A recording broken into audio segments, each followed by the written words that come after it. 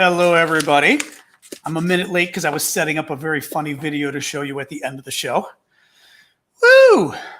Hello, all. John Arvos is here in Washington, D.C. Let me get TikTok rolling here as well. Oh, and do your usual, tell everybody where you're from, if you would, the usual welcome. Oop. One moment here. Manda Bear is first. Of course, Manda Bear is first. Well, what is that? It's my notes here. Oh, my other thing is here. Oh, there we go. Didn't realize they were in the way. Oops. Let's move that over. All right, Wichita. Hello, everybody. I see birthday and trauma and all sorts of crazy stuff going on. Ooh, yeesh. Okay, bad news in Tulsa.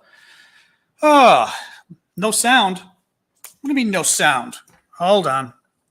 Plug this again. Damn TikTok from hell. All right. Does that have sound? Let me know. Otherwise, I'm going to start again. Is that TikTok?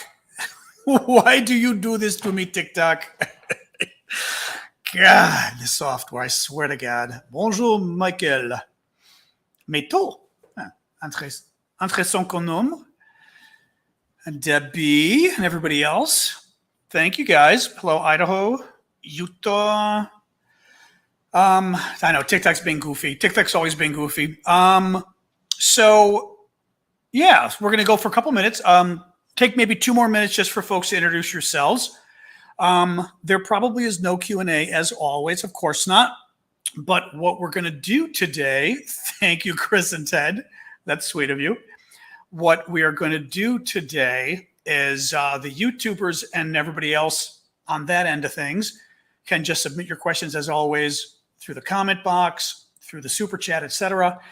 But for TikTok, but also the YouTubers if you want to, you guys can use my profile page. There is the Q&A section on my profile page on TikTok. It works a little differently. It will require me to use my phone to check it out, but I can. Or if some people thought using my Twitter was easier, but honestly, it's probably easier just using you could always use my Twitter handle, which is the same thing as my TikTok handle. So feel free to use either of those. I can check both of them. It's going to be a pain because TikTok decided to remove the Q&A button for lives. And did I read you guys these? I did read you yesterday. I have to show you a couple of these. So we're going to start in a minute. We usually just wait a minute or two for more TikTokers to arrive, but I have to read you. So TikTok got rid of the Q&As for lives, and they submitted their own Q&As that they call conversation starters. And these are some of the freakiest things. Do you believe in true love? Number 2, use 3 emojis to describe you. Number 4, here's another one. When was the last time you cried and why? Oh God, these things drive me nuts. What's something about you that nobody knows? I'm not sure I want they're the goofiest, freaky. How do you like your coffee? Oh, that's a great conversation starter. Let's all talk about how we like our coffee. TikTok is so freaky. All right, guys. Anyway, you know what? I'm going to shut my curtains because I think it needs to be darker in here, and then we're just going to start right in. So let's do that. All right. A little bit darker since it's sunny out. All right. That may make it a little easier to see my face, and then we're going to start. So yes, TikTok, I don't care if you can see the Q&A on your side because on my side, it's gone, and that's what matters. You have not updated your software is why you can still see it.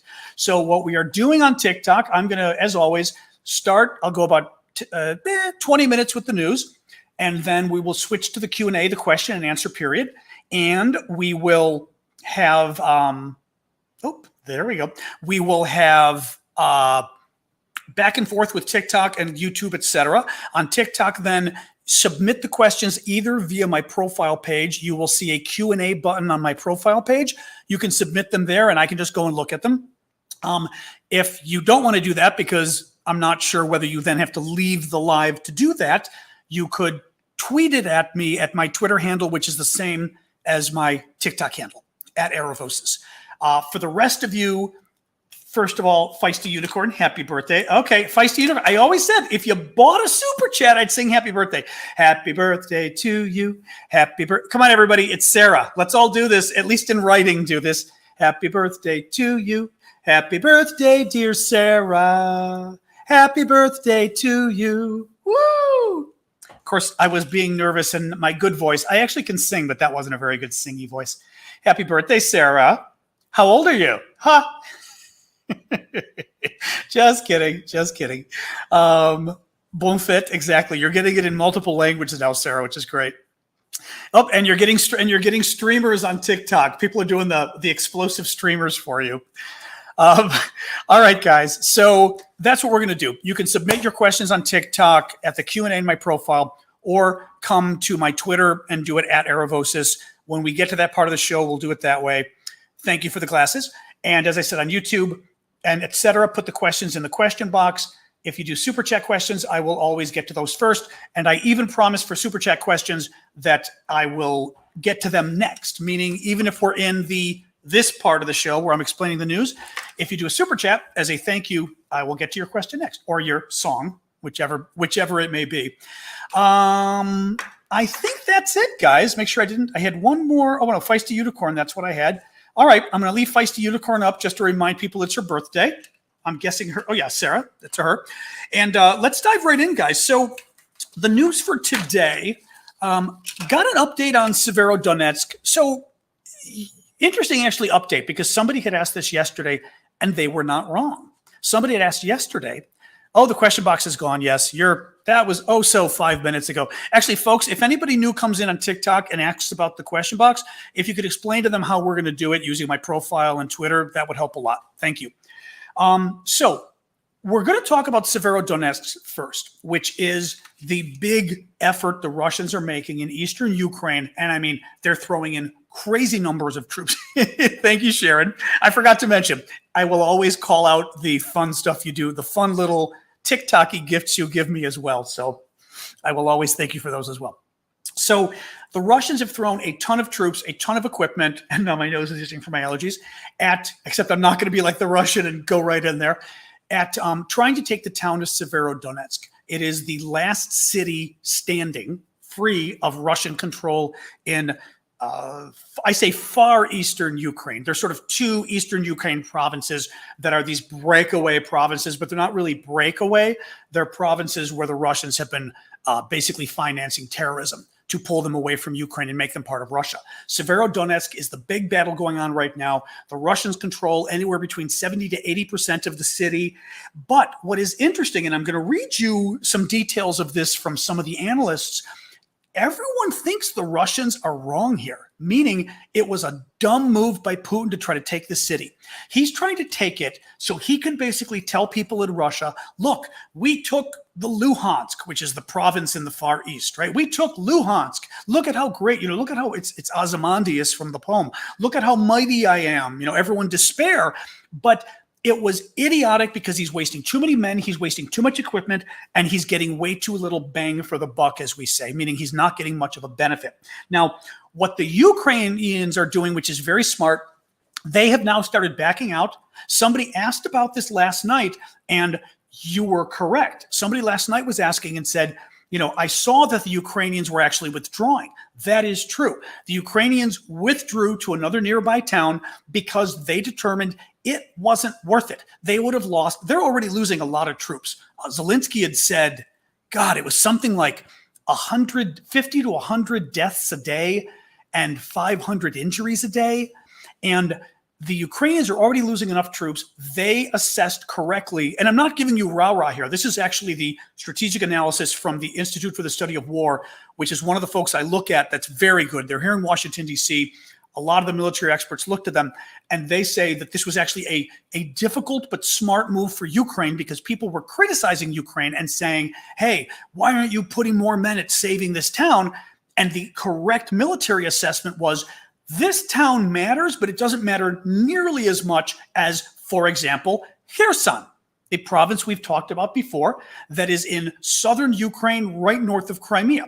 Kherson is currently being occupied by the Russians, and rather than throw more men at Severodonetsk, what the Ukrainians have done is they've been doing smaller incursions and smaller counteroffensives in the Kherson region, trying to slowly get that region back or trying to soften the Russians up. We don't have all the details on what the Ukrainians have been doing exactly in terms of their counteroffensives, but again, the analysis is very smart of the Ukrainians to go after this region because it's much more important to the Ukrainians. It's much more important to the Russians, and I'll tell you about that in a second. But also, by the Russians putting all their eggs in one basket by going after Severodonetsk, the town in the east, they basically left everything else open.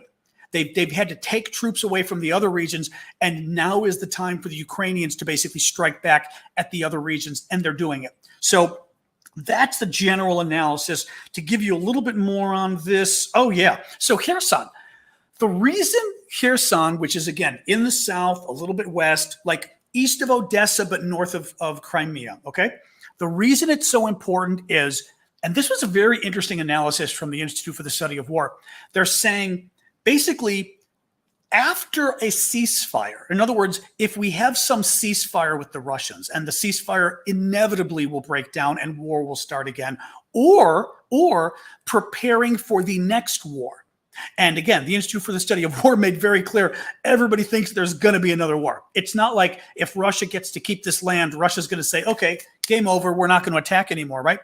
This region of Kherson is incredibly important for the Ukrainians to defend their land and to take back more land. And it's incredibly important for the Russians to basically be able to attack deeper into Ukraine.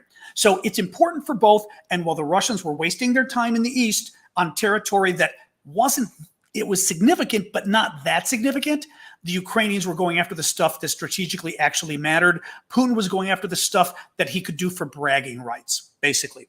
Let me read you what the ISW said about this, the Institute for the Study of War. I'm going to get my glasses so I read this correctly. Sound Ukrainian prioritization of counteroffensive and defensive operations. Defensive operations pushed the Russians almost out of artillery range of Kharkiv city and have stopped the Russian advances from Izium. That was the other issue. I didn't even mention that. Not only were the Ukrainians taking advantage of the Russian attention on Severodonetsk to go after Kherson, they also were using it to keep pushing the Russians out of the area of Kharkiv.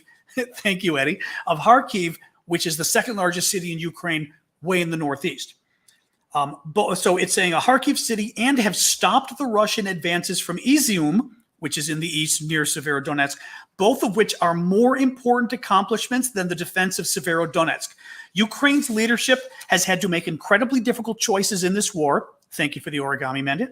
And has generally made the right ones, at least at the level of strategic prioritization and in the pace, scale, and ambitiousness of this counteroffensive. Thank you, Christy. That is why Ukraine still has a good chance to stop and then reverse the gains Russia is currently making. That's the most important point, which is just that what Ukraine is doing is making it easier for Ukraine, or I should say preserving the right for Ukraine to be able to get the land back later. If Ukraine spent itself on Severodonetsk, it would be spending troops that it really doesn't have in terms of fighting for the future. Anyway, that is all I've got on that. But as I said, I don't want to sound like I'm some cheerleader for Ukraine. That's not what the analysis is. This is actually analysis from military people who know what they're saying. And they're saying this is the smart move for what Ukraine did strategically, which is great. The U.S., so there's an update. I'm a bit annoyed because it doesn't pass my smell test. But there's an update that you remember yesterday we talked about the new rocket systems, missile systems that the U.S. is going to be providing to Ukraine. They're very good. They're very important. All the defense analysts are very excited about this, which is great, about the missiles that are coming, the systems that are coming. Well, what we found out so far, it was announced today that the U.S. is sending 4 of these systems to start with. Now, when I say 4, what I mean is 4 trucks. These systems are basically, I'm going to explain this badly because I'm not a military guy, but if you look at the photo of them, it looks like a truck that on the back of the truck, like a pickup truck, on the back of it is this square box. And you must have seen videos of these square boxes sending off missile after missile, like, right? The bigger one sends off up to 12 missiles at a time. The smaller one sends up to 6 missiles. The smaller one is what the Ukrainians are getting. But as I explained yesterday, the smaller one is actually much better for the Ukrainians because it's easier to keep up. It's easier to learn on. It's quicker reload. It's easier to move because it's on wheels. So they can literally fire and get their butts out of there immediately before the Russians can even figure out where they are and fire back. So it's a good system. But what the Biden administration is sending at this point is 4 of these trucks.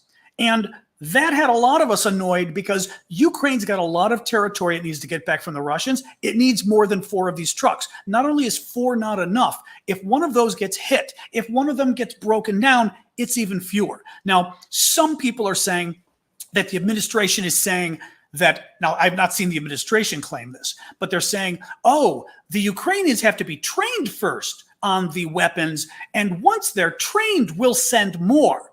To me, that doesn't pass the smell test, because why wouldn't we send, let's say we were going to send 20 of them. Why wouldn't we send the 20 now and get them ready so that they're ready to go once the training is done? Why would we wait for the training to happen and then spend, a week shipping them? It takes another 2 weeks for the Ukrainians to get them cross country into the right place, right? I mean, anyway, I'm annoyed. I did a video today. I was kind of pissed, but that's what annoys. Are they implying? Yeah, no, I'm not implying anything. I didn't say anything like that.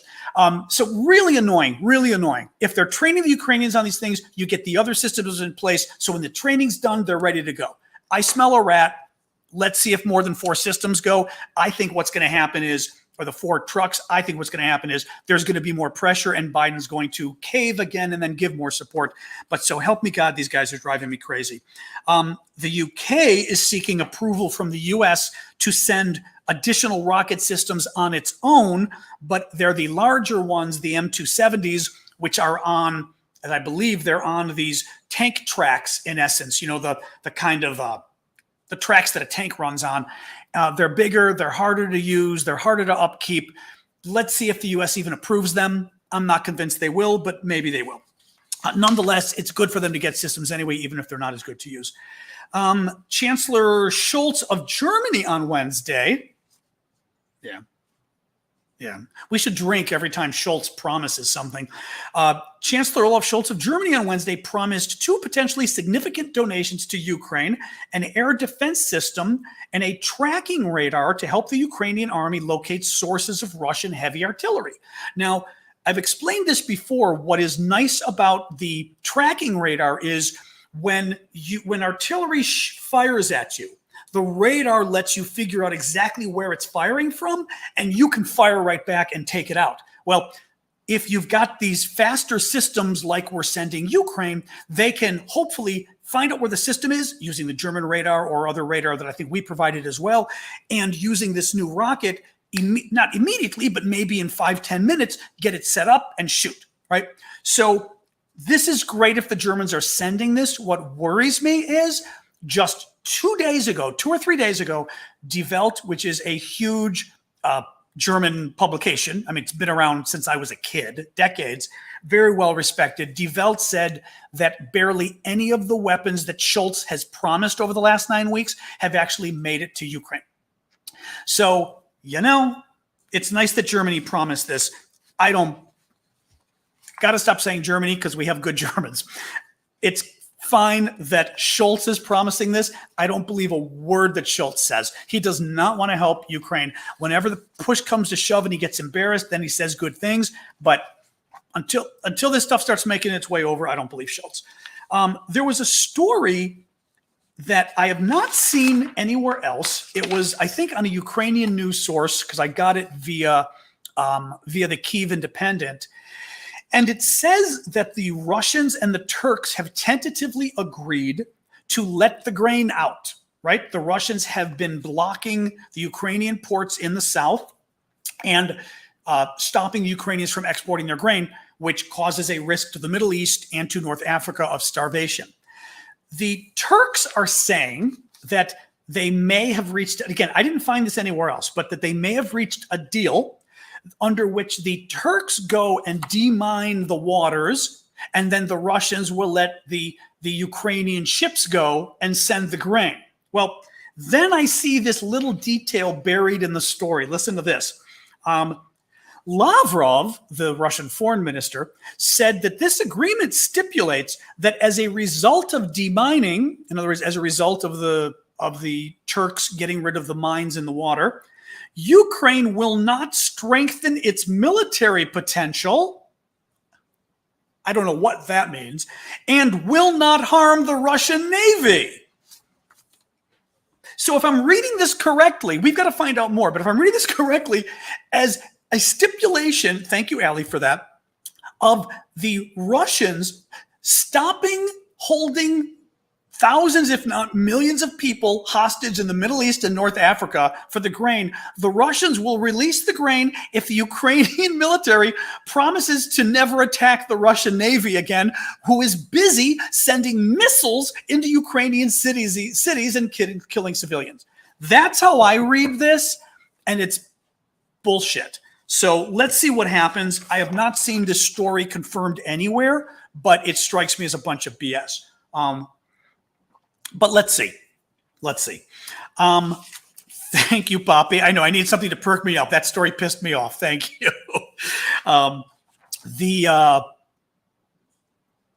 Who is selling them? Oh, Biden. Yes, Biden did announce today. This was a good thing.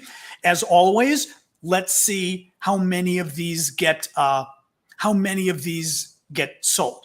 But Biden would not how many are sold. Let's see what else he does. Biden wants to sell 4 Gray Eagle drones to Ukraine. It has to be reviewed by Congress, but in principle, we hope Congress wouldn't say no. Apparently, these are very nice drones. I believe I read they might be 3 times the size of the Bayraktar drones, perhaps. They're much bigger than Bayraktar. Thank you, Mad Mugs, for that.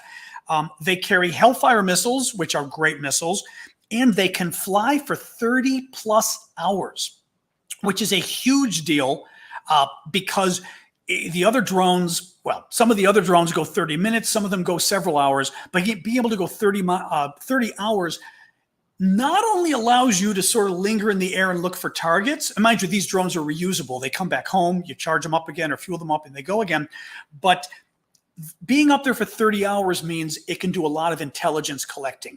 It can keep flying all over and just recording all the data on what the Russian troops are doing, where they are, and everything else. So these are great. So I'll praise Biden for that one. This was very good.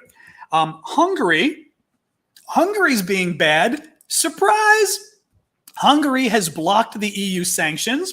Remember the EU sanctions that we were going to at least hopefully have these new oil sanctions on Russia? Well, Hungary blocked them. This time Hungary blocked them because it's upset about the EU sanctioning the Russian patriarch, who is a basically KGB fool and stool. Let me read you the story. Bloomberg reported, oh, that's right. Those are very Elton John. Thank you for those, Borderline. Bloomberg reported that, hang on, put this over here. Bloomberg reported that unnamed officials say that Hungary has been blocking the EU's 6th package of sanctions against Russia, which includes a partial ban on Russian oil imports. Hungary's pro-Kremlin authorities asked for Patriarch Kirill, the head of the Russian Orthodox Church who supports the war in Ukraine, to be removed from the list of sanctioned individuals. Now, why Hungary cares is beyond me.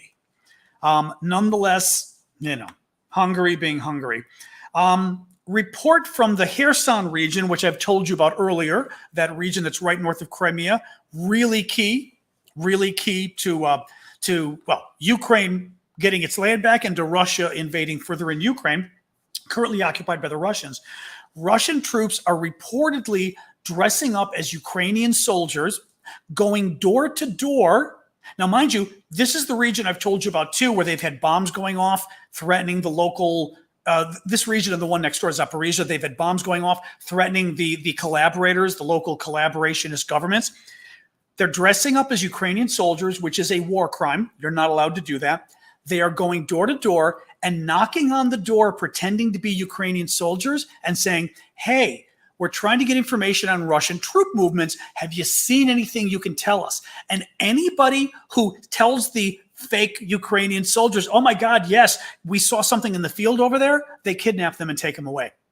And they're basically trying to convince people not to help the Ukrainian military out of fear that they'll be kidnapped or out of fear that they'll be fake Ukrainian military.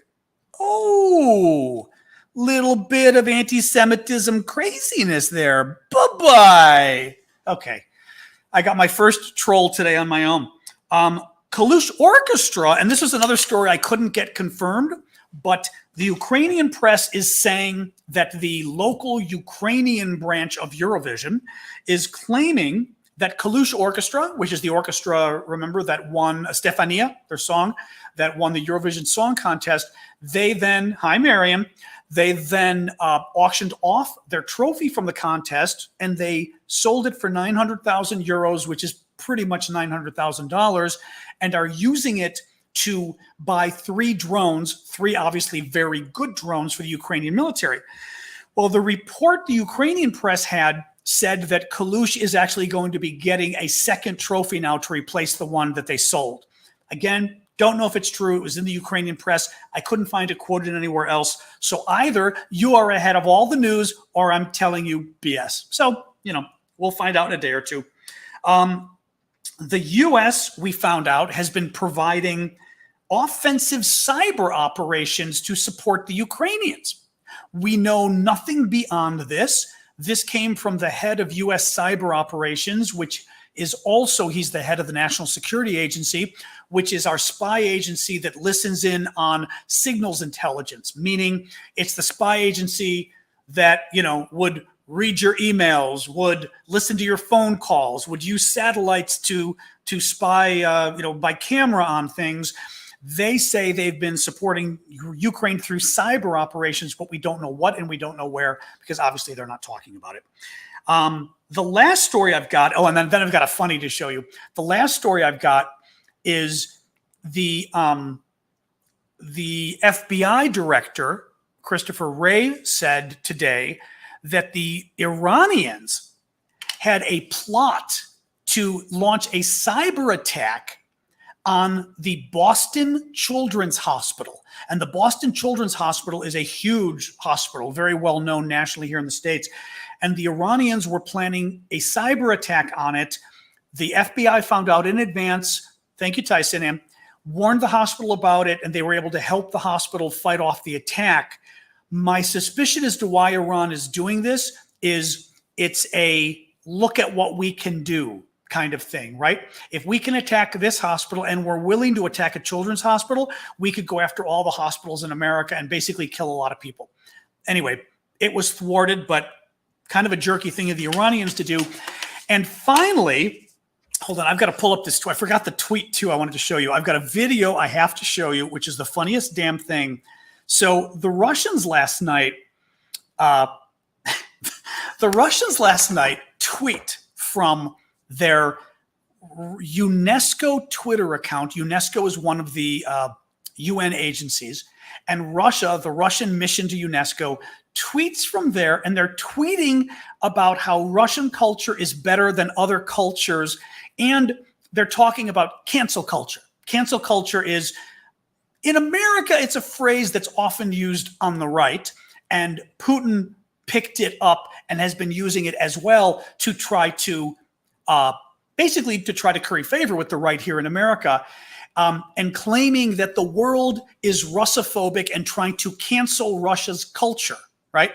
Now, I want to see if I can find the tweet really quick, and then I'm going to show you a video the Russians put out last night that they thought was really cool, because it shows how, I don't know what they thought it shows, but they thought it was really cool. And wait, oh, shoot. Am I going to find their tweet? Let me see if I can find the tweet. I intentionally did not retweet the tweet because I didn't want to help their account, because it actually helps their account when you share their tweets, and I did not want to do that. But hold on a sec. Beep, beep, beep, beep. Yeah, so this was their tweet. So this is the tweet. It says, Russophobia has many faces, but canceling culture is still not a culture. And I guess they're saying that if you can't, you could cancel our culture, but you don't even have culture. I mean, they sound like 3-year-olds. You know what I mean? You're canceling our culture. You don't have a culture. And of course, the hashtag at the bottom says, "Stop hating Russians." I'm going to show you really quick so you can see. It's going to be backwards on TikTok, but you can get the sense of it. And you can see that it's real. And then here for you guys, just so you see, this is their real Twitter account. It's verified, right? So stop hating the Russians. And then they posted a video. I've got a way of showing you the video directly on YouTube and LinkedIn and everything. And for you guys, I'm going to hold it in my hand. The only thing I'm worried about is my microphone. With you all, it may play it twice. Let me see. For the final trial. All right. You should be able to hear this on YouTube. The only thing is I'm a little afraid of my microphone, of this microphone picking it up. Let me know first of all, can you hear it? Great. I shall not purge. Sorry, TikTok, I'm going to show you in 1 second. YouTubers, can you hear it? Listen to me, you fate that leaves no trace. 1 second, TikTok. I'm trying to see if the YouTubers can see this. Actually, what I think I'm going to do is let them watch this, and then we'll continue in 1 second. I'm going to show you the video I'll myself. cancel all of you. Thanks, Brendy. Your heritage is lost. This is a video created by the Russian government. Now on. Turn into nothing.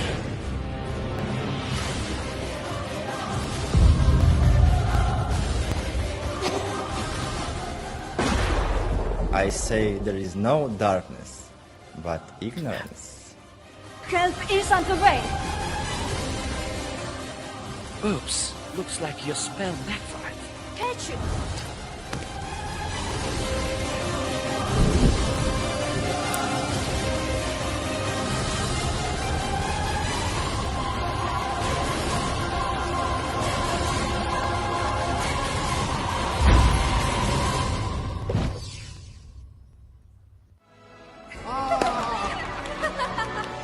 If this didn't happen for real, I'd wait this.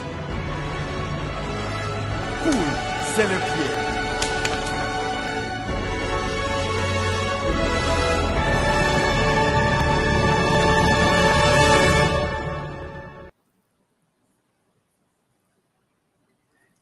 Okay, now you all have to put up with this while I show it to the TikTokers. I in the end, didn't want to play it on both because if I was playing it on TikTok, it would have played in my microphone. Very creative. You've got to be kidding. That was the worst thing I've ever seen, Mama Kendra. This, I don't even understand. I mean, I couldn't understand the guy. He sounds like he's French, but he's supposed to be Russian. He's not even French, smiling. I'm going to show you the beginning of this. So this, like I said, official Russian government account. I put up my volume. For the final trial. Oh my God. Okay, hold on. Everyone stand for the final trial. As you were all found guilty, you shadows of culture, once believed to be great, I shall not purge. Well, it's a Russian accent, but it's a Russian accent like doing a French accent if he were drunk.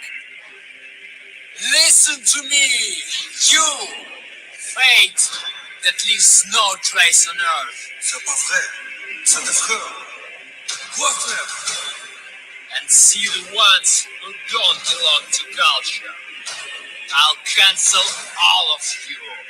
Your heritage is lost. Totale Wahnsinn. Stoppt ihn. Oh, actually, You want justice I have now. no idea. Turn into nothing. I'm going to stop it after this because it's so freaking ridiculous. I say there is no darkness, but ignorance. I have no idea. I just had a feeling like, is the video are the guys dressed as clowns and mimes with the French accent supposed to be Europeans? Thank you, JR. And the old guys are the Russians, or are the old guys the Europeans? I can't figure out who's who. And it's like a Russian French drunk accent. It's the somebody put on, when I put it on TikTok last night. Hold on, there were some fabulous quotes on TikTok last night about this that people wrote. I'll give you one or two because they cracked me up so bad. People had a field day with this thing. Hold on, I sent it to my nephew. One of them said, "It's like Clockwork Orange meets the Joker meets mimes." And another one said, "Russia's used to being viewed as the sleeping bear, although now I guess drunken clown would be more fitting." The whole thing makes anyway. I mean, you get it. You get it. Yeah, I see you guys talk about Oklahoma. You know what? Whatever. I mean, seriously, I'm like, these shootings, I care, but I don't. I'm just not gonna do shootings every day. I'm tired of doing these things for every year until Democrats can figure out how to message themselves out of a paper bag. I'm just moving on with saving Ukraine. Yeah, at least 3 dead, multiple people injured in shooting at Tulsa. Following a shooting at the Natalie building at St. Francis Hospital at a hospital. That's great. Multiple injuries. Police received a call of a man walking with a rifle near a medical office. When police responded, they said it turned into an active shooter situation. Yeah, that's nice. That's nice. And let me just say that a lot of these cities, what they do, a lot of these states, they let people walk around with their rifles. I'm assuming you've seen some of the pictures of the crazy Americans, and I'm sorry, they are crazy. When people go to Walmart, they go to these grocery stores, and they literally are carrying these huge semi-automatic rifles on their backs like they're trying to be cool. These rifles are like from their head down to their foot, and they're wearing it in a grocery store. And the thing is, what that ends up doing is you can't call the police because they're allowed to do it. So what does that mean? It means that you would have, I see you guys' comments. I'm about to get to them. It means you will have no idea if the guy who just walked into the store carrying 10 semi-assault rifles, you'll have no idea if he's some lunatic about to kill everybody. Because he could just be a proud gun owner who's out of his mind. And that's the problem. You saw a guy near a hospital with gun, so what? So what? We don't mind people carrying guns and armor and, hand grenades near hospitals. It's their right. But this is what these guys do. Really sick. Let me go in row here. Harvey, you first. Did you see Russia One's comments in the Queen's Platinum Jubilee? Oh, I did not. Saying how Russia grew up and dealt with its monarchy 100 years ago, saying the Brits are uncivilized for not doing so. I didn't see it, but the thing is, everything the Russians say, I'm not even a parent and I hear it. I think because I'm an uncle, I hear it. Everything the Russians say, it reeks of inferiority complex, right? By going after the Queen, they are sickened by the fact that you've got a monarchy that you guys still like, and frankly, most of the world likes. Even as Americans, I don't know why, but I've got this affinity for the Queen. I have no idea why. I think the family is kind of annoying, and she's done really shitty things, especially to Diana and all of that. But I still have an affinity for the British monarchy, and I don't know why, right? I got up for the royal wedding. Who knows why? Got up for Diana's funeral. I don't know why. Thank you, Cammie. But I think the Russians are jealous of it because once again, you've got British culture that has traveled the world. And people admire it, and nobody admires the Russian culture. When you look back in history, you admire some of the old writers. Again, they can do their sports and they can do that kind of stuff. They dope their athletes to do it, but there's a jealousy.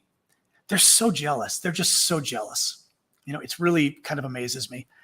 Danielle, thank you, Daniel. As always, incredibly generous of you. Would you have insight into the internal Ukrainian political landscape? Probably not, but I've been reading about it. Are traditionally rival, actually, let me ask this for all of you. Daniel's asking, are traditionally rival parties all getting behind Zelensky given the situation? Kira Rudik and Petro Poroshenko appear to be fully behind Zelensky, not sure if they're rivals. Am I wrong, or was Poroshenko the one, who's the one that was involved with the TV stations or whatever that they shut down? Was that not Poroshenko? Who was it? Because I remember reading this stuff and I was kind of going, it made me a little cringy when I was reading it. I didn't like to see that stuff, you know. But hang on, sorry, I'm on the question and not the lives. Did anybody? Oh, sorry, you guys are still, these people. Everyone is still talking about the British monarchy. This is cute. Anybody got news on for Daniel's question? I'm just curious, just to see. Daniel, everyone is still talking about the freaking monarchy, which I guess is about as Irish snubby as you can get. No joke intended, but it's like the Irishman asks a good question, guys. Come on. What do we got? Nope. Everyone's talking about, I thought that was Lukashenko. Was it Lukashenko? Was it Lukashenko that had the TV stations? Hopefully, because Poroshenko, at least from what I read, Poroshenko from day one we're talking day one of the war, went into the Zelensky's office, shook his hand, and he said, I know we've got our differences, but today I'm paraphrasing, but today we're Ukrainians and we're in this together. It was, Sasha, no, we're not doing that yet. No, my dog, I can always give you guys the preview. The dog is staring me down here because she wants to play, but we're not playing until I'm done. No, sorry.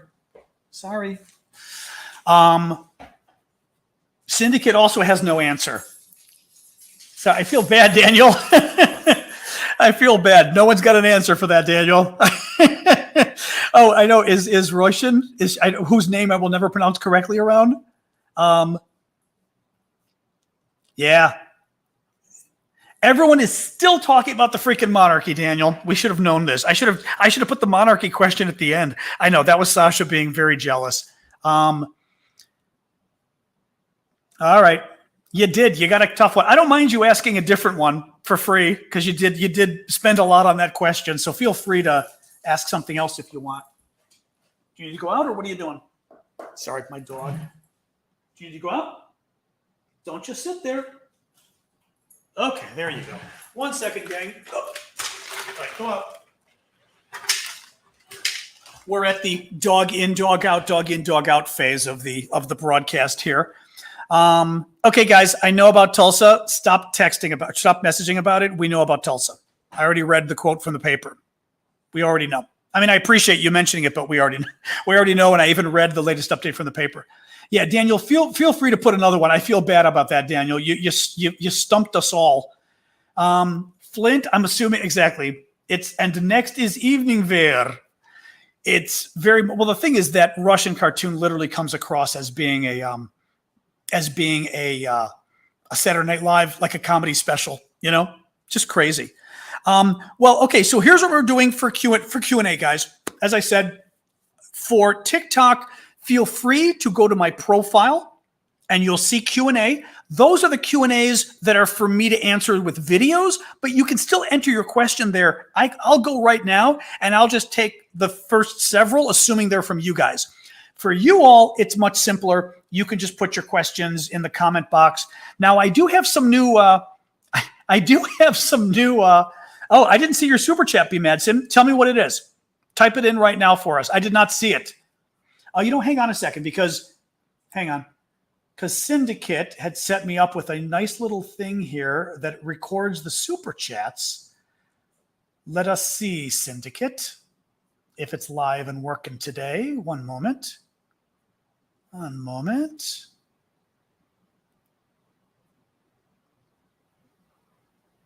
Oh, it's not live. Syndicate, it's not live yet today.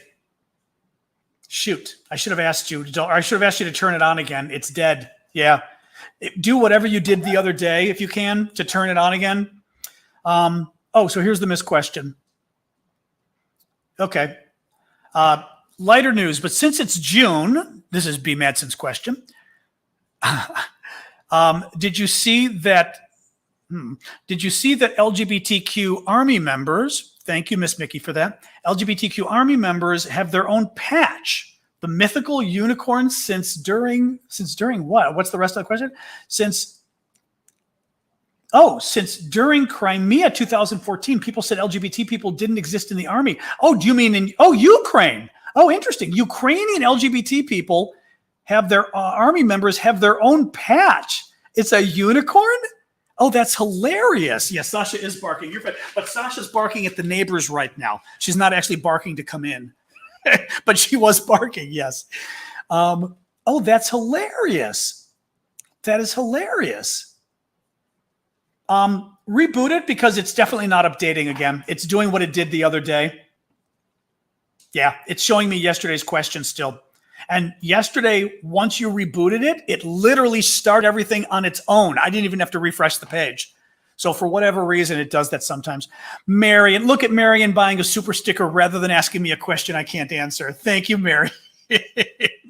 All right, let me try to find a question here from you all on TikTok. I will go to my profile page on TikTok. Profile page, Q&A. All right. Putin believes he's the emperor or czar. Yes or no? Absolutely. He's an autocrat like them. Ironic. I think Putin is doing what he's doing because he thinks he's going to be the hero of all Russian history. I think he thinks, sorry, keeping on letting my dog in. No, she's still having fun out there. All right. Oh, she's just sitting on the, I have to show you, sorry. I wish I could have you guys on something that I could move around because it cracks me up. Hold on. I'm doing this for you folks as a gift here. I'm going to try to flip my camera. We had figured this out the other day where my camera flipping is. Hold on. Oh, it's under enhance. Oh, wait. Now you?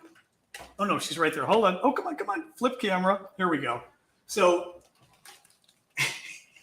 she's just sitting on the chair enjoying herself. It's like, la, la, la. That's my little girl. Oh, there we go. All right, now I think she's coming back and wants to come in. So 1 second. All right, are you done? Come on in. Come on. All right. She likes to get on the chair and stare down the neighbor across the way because she can see when she's on the chair, she can see over. That's my little girl. The monarch, Harvey Kittle, the Russian monarch I want Putin to be is Nicholas II. I'm going to guess Nicholas is the one who didn't do too well. But yeah, I think what Putin's doing is, I think quite literally, Putin thinks he's going to be the czar. He's going to be Russia's biggest and best strongman ever. Thank you, Mara, for that. Right? He's going to be the one that brings back Ukraine, that expanded the land, that put Russia back on its, thank you, Izumi. So yes, I think that absolutely is the case with him. Absolutely. Oh, and now she's playing with her toys and back.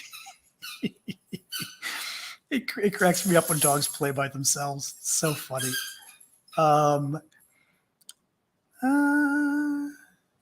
Just seeing, did you guys, oh, this is funny. Harvey says, fun fact, Gorbachev is actually neighbors with Elton John.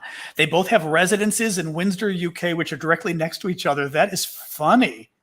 That is funny. And Marion, thank you, as I said. And I got be mad since, okay. Let me look for another question from you guys. How long until Russia's economy collapses? Good. There's another good question. From what we're hearing, Russia's economy is hurting much more than anybody is letting on. And I think to some degree, even our guys aren't talking about it enough because frankly, up until I was reading stories in the last couple of weeks, I was kind of worrying about it. Thank you, Flower Lady. And thinking, God, maybe these sanctions aren't doing anything, But from what we're seeing, there's the impact on the banking, first of all, was significant to start with. And now it's starting to hit the economy, sort of economy-wide. There's a lot of shortages. I talked about this the other day. Of all things, they don't have buttons for clothing. The buttons are gone. They were running out of paper. But I mean, it's not like the weird things we have in our country where it's like supply chain shortages, this kind of a thing. They're running out of things. She's just going nuts in the background. So, your dogs can hear her. That's funny. My friend Marion says her dog can hear Sasha squeaking in the background.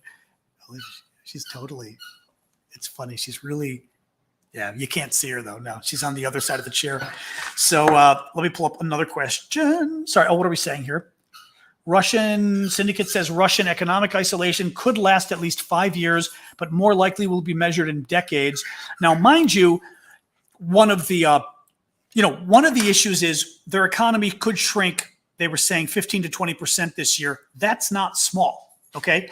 The damage is happening with, I mention this all the time. Their head of their central bank said several weeks ago that she predicted the damage was just about to begin, that it had affected banking first, and it was now going to affect everybody else.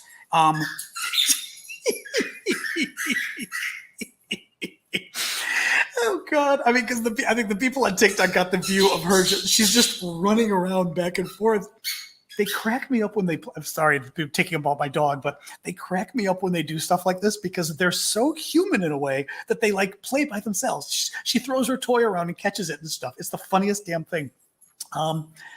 Could last 5 years. Flint is saying the Russian economy is propped up more than Oliver Reed at a BBC interview in the 70s. But yeah, what she had said, the central bank had said that because almost every Russian product that is made requires some kind of form. This is the Russian central banker, requires some kind of foreign part that is imported. They're going to have problems across the entire economy. And they're already having logistics problems, meaning they were saying that because they've lost DHL, UPS, like all those kind of services. And the big foreign one, what was the big foreign one that I didn't know about that you guys knew? Was it Marsk or something that you all knew? That they can't get things shipped across country now either. Thank you for that. Who was that? Tom. Thanks, Tom. So it's let's see. Honestly, I think people need to be doing more stories on just how it is hitting the economy, because it does kind of come off to the rest of us as if, thank you, Sharon and Vietnam. It does come across to the rest of us as if like this stuff isn't making a difference, and it's got to be making a difference. It's got to be. Yep. What else we got here? Russia failure, pay credit event investor. Yep. I can't click that link, but probably the rest of you can. Just looking here. All right. Let me pull up another question from you all. Actually, I'm going to look at just in case anybody's doing it on TikTok, but I'm assuming you're doing it here because it's easier. Yeah, you're doing it here because it's easier. That's fine. Yep. Use my profile on TikTok. It's way easier. Just come on your live. Question. Oh, hi. Invited you to answer. Question. China is getting shitty with Taiwan. If it escalated, would it be World War III? I always say when people say that, define World War III. If you mean a world war, if they invaded, I think it would be yes. China. What is interesting with China right now is that Biden threw them for a loop, I think, by changing U.S. policy from like decades. U.S. policy for decades with China has been that we will not make clear whether we would or wouldn't invade if China invaded Taiwan, that we would or wouldn't go to war. And it was called strategic ambiguity. Biden came out the other day and made clear, and he was asked a question, something to the effect of, in Ukraine, you said you wouldn't go to war with Russia.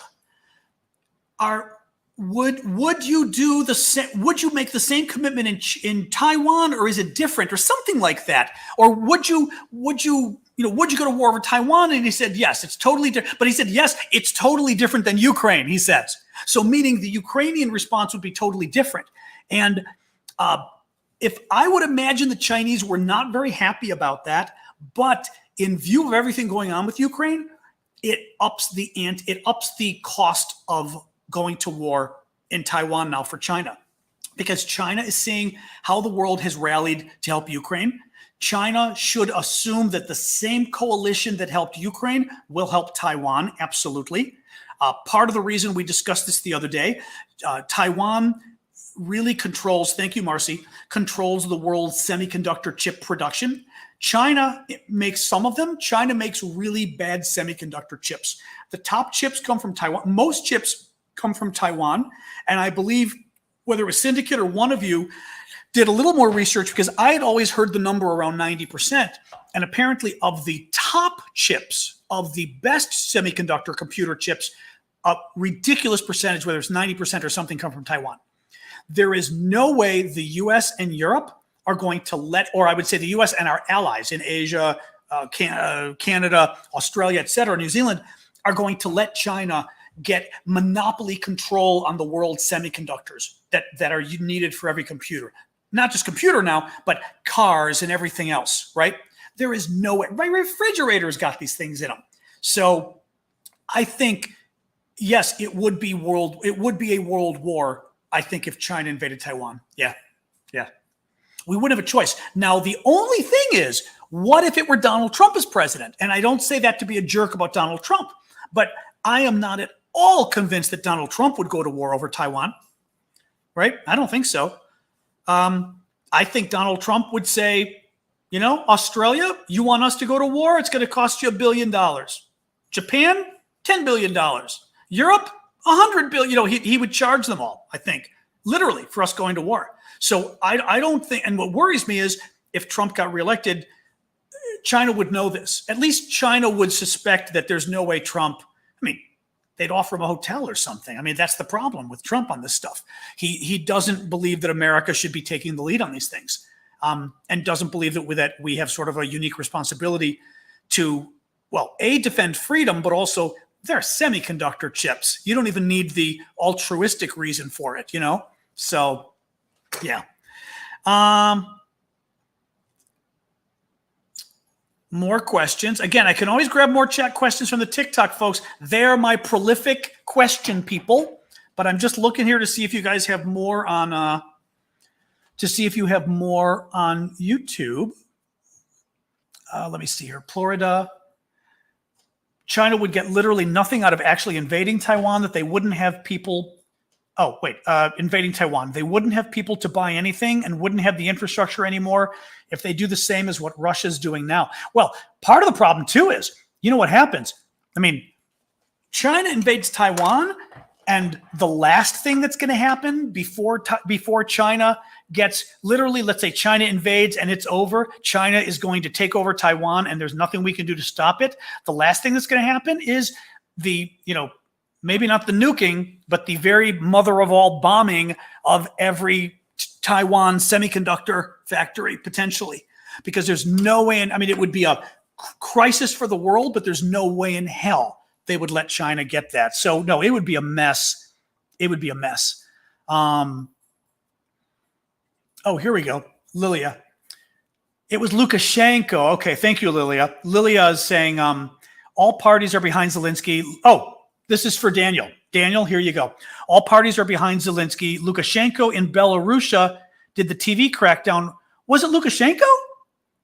No. I'm talking about something else. Hold on a second. Let me look here. Update military advances every day. Sure. I did talk about what was going on. The most important one I already did at the beginning, where I talked about what was going on with Severodonetsk, because that was the big one.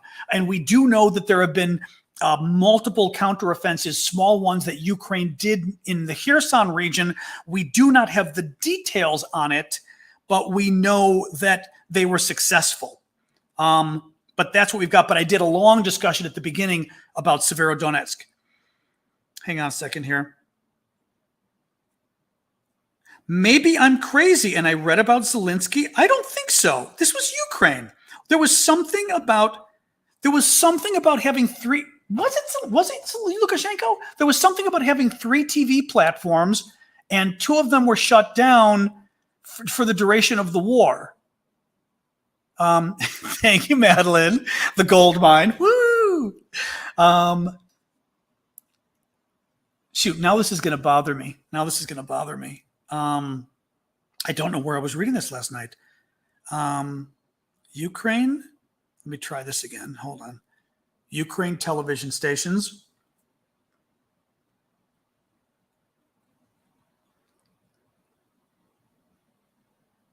Hold on. I'm just kind of checking here. But I thought for sure I read that several Ukrainian television stations were shut down in some way. Oh, it's Yanukovych. Okay, then it's Yanukovych. Okay, then maybe that's it then. Okay.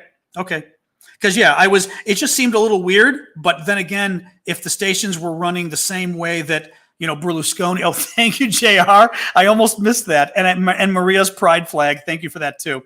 Here, I'm going to hold my phone up so I see those things better. Just looking at this really quick, guys. And Sharon for the swing set. Thank you.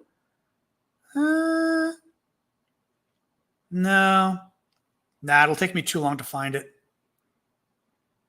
Too long to find it. Okay. Anyway. Okay, well, that's a good update. Let me see what else you guys were adding as comments. I'm looking at my jokes. I have more jokes that I posted on TikTok. On YouTube. I'm not getting any feedback from the YouTube people about my jokes.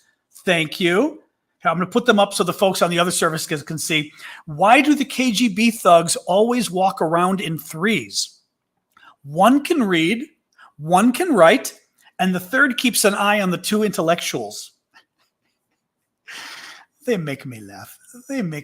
Oh, Harvey's got a question or a comment. Taiwan? China is a strange half threat. Spending a lot of time in Hong Kong, they're very aggressive, but they ruin a market as soon as they get there, ruining their aims of expansion to begin with. It's ironic. Oh, I see what you mean. Right. They're going to want to take over Taiwan. They're going to want the business and industry. And as soon as they get there, they're going to destroy the business and industry and start doing a lot of the BS they're doing in Hong Kong now. Yeah.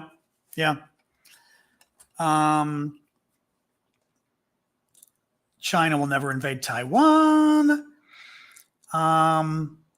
Well, yeah, I'm sure. Okay, Wendy, I assume you're just writing that to get my guile or to get my bile up too.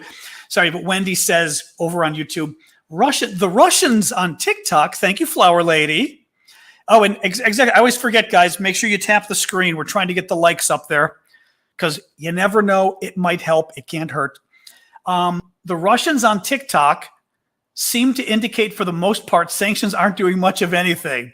Well, as I've said before, now you're not talking about the Russian. Well, I was going to say the Russian trolls, but let me be more specific. You're not talking about the Russians in comments. You're saying Russians who have TikTok accounts set up to talk about the war. And they're broadcasting from Russia with those TikTok accounts. And they're giving unbiased, objective news about how the war's going and how the sanctions are going. Yes, those Russians say the sanctions aren't doing anything, and those Russians are full of shit. There is, as I've said before, and I'm not going to pull punches on this, there is nobody broadcasting from Russia right now who can tell the truth. Because if you told the truth, you'd be going to jail. There is also nobody broadcasting, and I guarantee you, nobody has set up TikTok accounts in Russia about the war, that the accounts are literally devoted to the war, who isn't in cahoots with the government. There's no freaking way. There is a 0.0001% chance that that's what's going on. That's it. 0.001% chance. Anybody who knows Russia, Marion, I don't know if you want to weigh in. Anybody who knows Russia knows exactly what I'm talking about. And unfortunately, there are people on TikTok that I think have fooled people. And it upsets me because they're lying to people about what's going on. I think they're lying to people about who they are, about who's behind them. And right now, the independent media in Russia has been run out of the country. And I'm not yelling at you, Wendy. This is more generally that this just is an issue that really bothers me. Run out of the country. People are being arrested for holding up blank pieces of paper, and people on TikTok with 50,000 and my favorite, 350,000 followers want you to believe that the Russian government has no idea what they're doing. The Russian government knows exactly what they're doing. And they're doing it because the Russian government is letting them do it. And they're either naive as hell, which is bullshit. They're not naive as hell. They're trying to deceive you. Xena Solo was lying. What do you mean she was lying? Xena Solo's fine. What did she do? I don't think she did anything. Xena Solo, anyway, she's Ukrainian. In any case, so there we go. Mikola, did you see my comment about the YouTuber calling Ukraine a region of Russia? Yes, but I'm forgetting what that was. That was a couple days ago, wasn't it? Oh, Zena lives in Belarus? Really?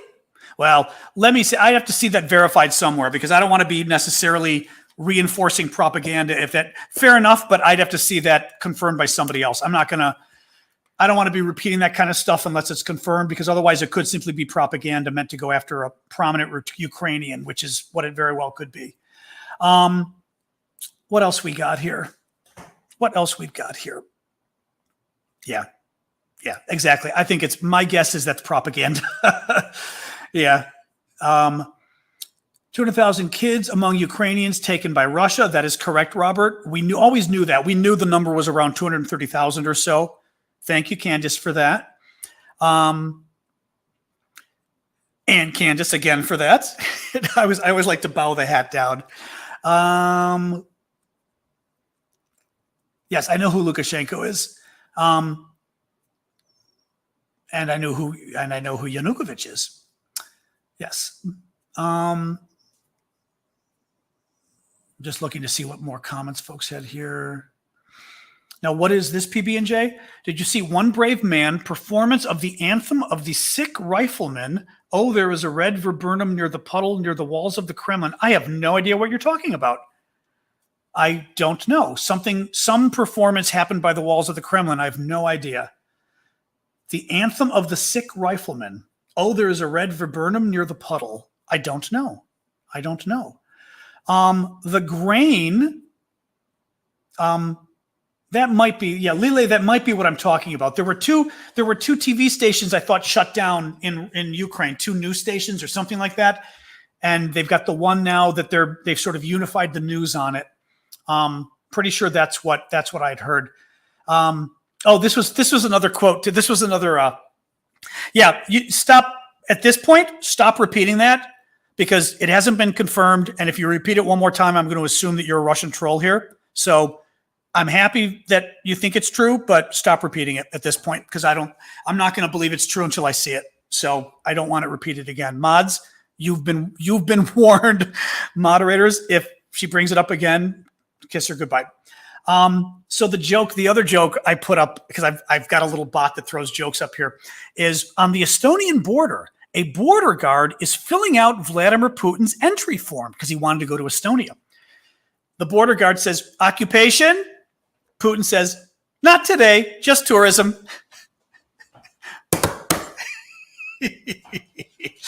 It made me laugh.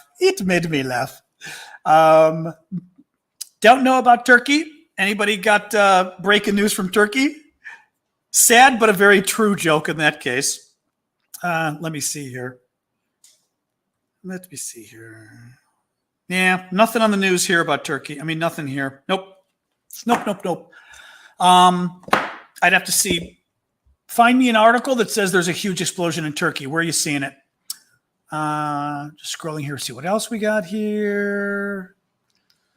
Oh yeah, Nathan, it's nonstop here, Nathan. You know, what do you do?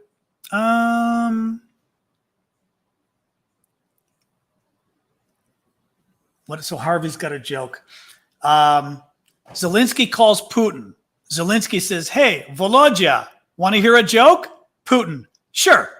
Zelensky, Ukraine. Putin, I don't get it.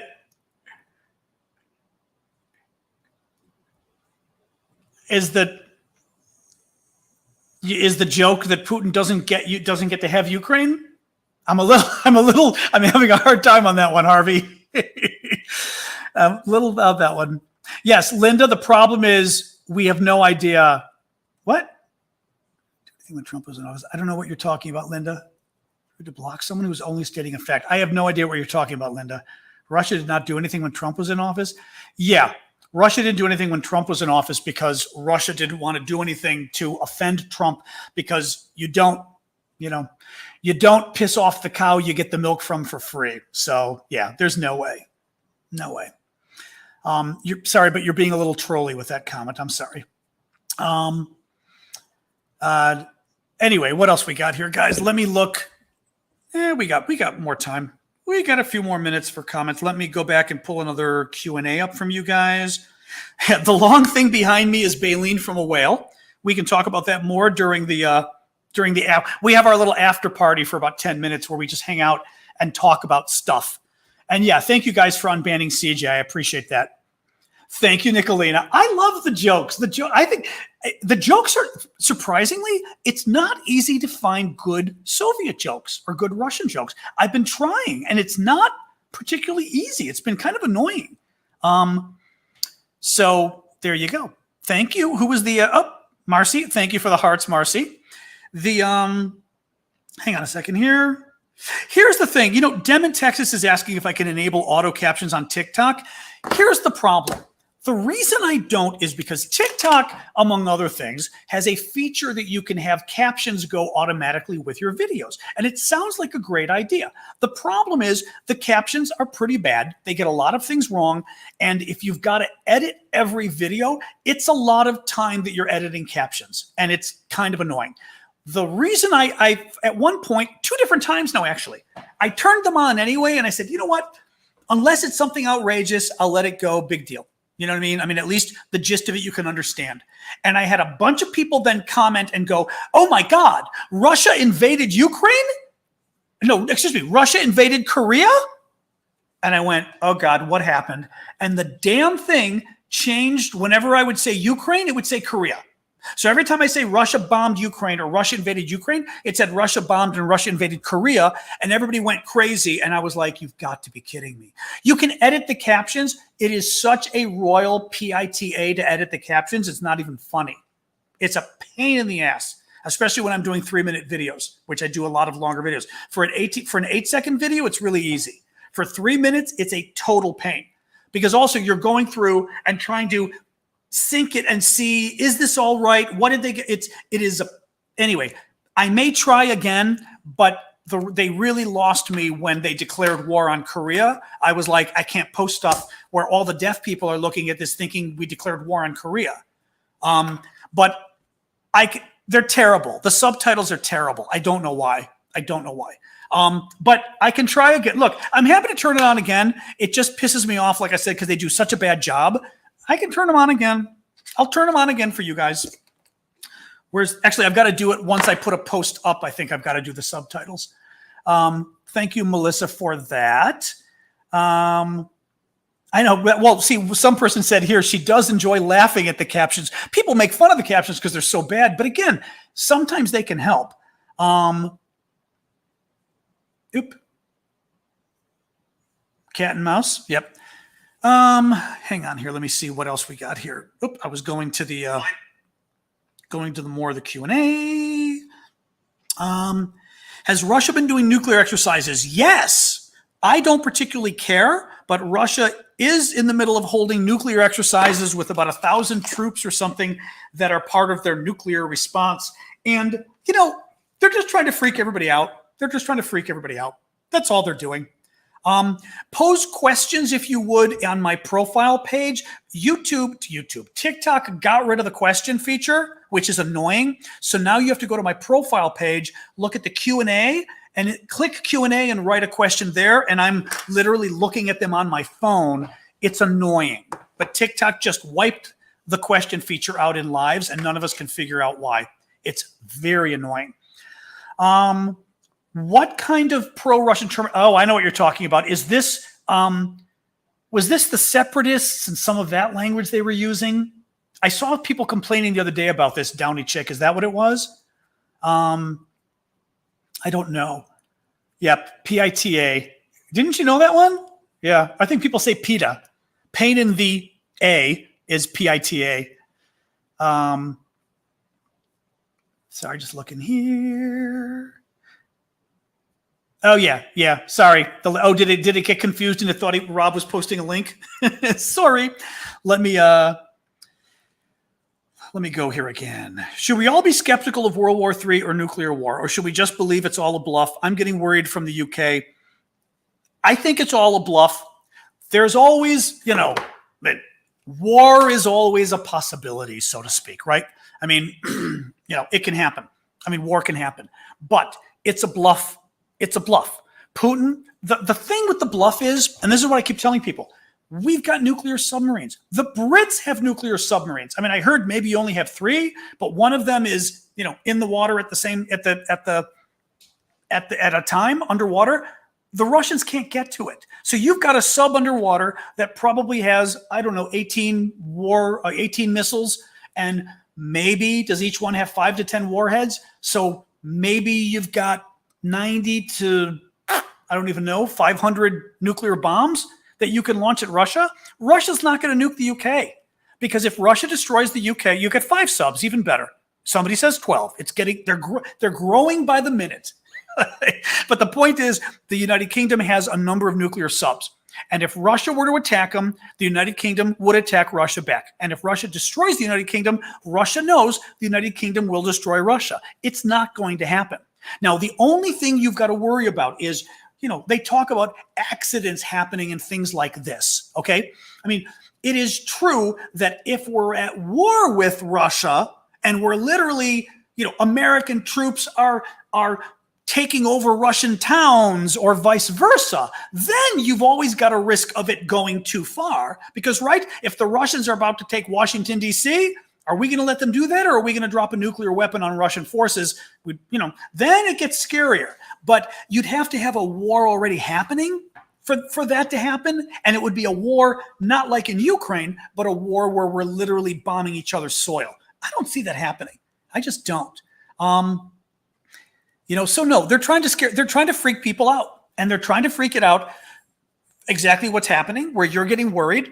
And their hope is that it makes you so worried that you start to say, gosh, is it worth it? Is it really worth helping Ukraine if maybe we're all going to die in a nuclear war? It's that kind of stuff, Thank you, Blythe, for the pride flag. That's what they're doing. They're bluffing. They're just bluffing. And I will also say this, the fact that Russia has now talked, 30 times about nuking one of our countries. I mean, they've gone after most of Europe. Daniel was upset until they finally went after Ireland too. They've said it so many times, it reminds me of a bully, but like a bully who's not going to do it, I mean, if you're really planning nuclear war, you don't say it 30 times.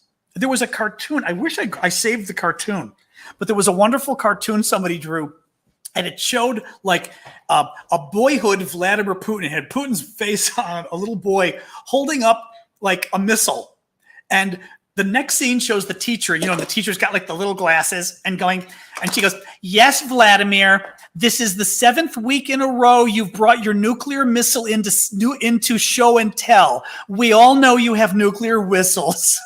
Because do you guys do show and tell abroad? Where like you bring something from home and you show it to your class and you tell about it. And you'd like say, this is my daddy's, my daddy's compass. He uses it when he goes hunting to tell. So he brought a nuclear missile for show and tell the 9th week in a row. And she goes, yes, the entire class knows you have nuclear missiles, Vlad. Thank you very much. It's the fact that he's saying it so much means they're like really bad children. That's the thing. That's the weird thing with Russia, is they're like really, really messed up children. And it's very strange. Just looking at what the other comments here. You bought a goat once? Actually, one of our moderators has a goat. It's a very pretty goat. I think she may have named it after me. I don't remember. Harvey, being born just prior to 9/11, baby. I've been very much desensitized to the threats of the end of the world talk. It's been continuous international crisis after international crisis. And those of us who are older dealt with this stuff back in the Soviet days too. The Soviets loved to scare everybody. And mind you, and back then people were worried. The Soviets did a very good job of convincing people that it was going to be nuclear war, Oh, we've got another joke. Wait. Oh, I'm guessing. Oh, here we go. A man is waiting in line for several hours at his local bank to try to withdraw his money. He loses patience and furiously ends up screaming, "This was a stupid war. I'm going to go and kill Putin because he's done all of this." He goes to the Kremlin, fuming. A few minutes later, he's back in line at the bank. "Hey, you came back," says another person waiting in line. "What happened?" The line at the Kremlin is even longer than this one. I've seen that one before. It's a good one. In other words, the line to kill Putin is even longer than the line at the bank. And Flint says, all nuclear sites and platforms are always on high alert. It's only said that they have gone on alert for public manipulation of opinion. No such thing as low alert. That's very interesting. Okay. That's very interesting. Okay. Yeah, it's just, it's just Russia being Russia. Manipulative little, thank you for the pride glasses again. Let me, we're about to close up shop. It's 20 minutes after, but let me see if I could find like another question here.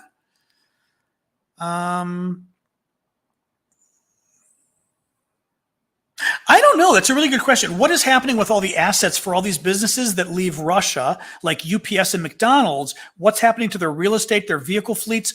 I mean, we do know that Russia confiscated Google's bank accounts in Russia. They also, I believe, confiscated their, I believe their office equipment, their computers and stuff. But that's a really good question. I guess the question comes down to, thank you, Marty, for that. The question comes down to, what did these companies have already, right? Did they actually own land in Russia, or were they renting? If they were renting, then they don't have real estate. They had desks and things that they got from some office supply. They certainly had computers, but honestly, any big American company that left its computers in Russia is out of its mind. I mean, they should have packed up their computers and taken them with, right? Thank you, Blythe, for that, for the goggles. The goggles. They're Borg. It's a Borg. I call them Borg implants. Goggles, indeed. But I'd be a little suspicious if that stuff was, I'd be a little suspicious if they left computers and things. So I kind of wonder, it's a good question, and I've not seen any media report on it, how much stuff was actually there? How much stuff was actually left that the Russians, YouTube, where did I get YouTube from? That Russia could abscond with, And thank you, Tari, for the wishing bottle. And happy Pride to you too, Min Crossing. All right, guys, I'm going to do one more question.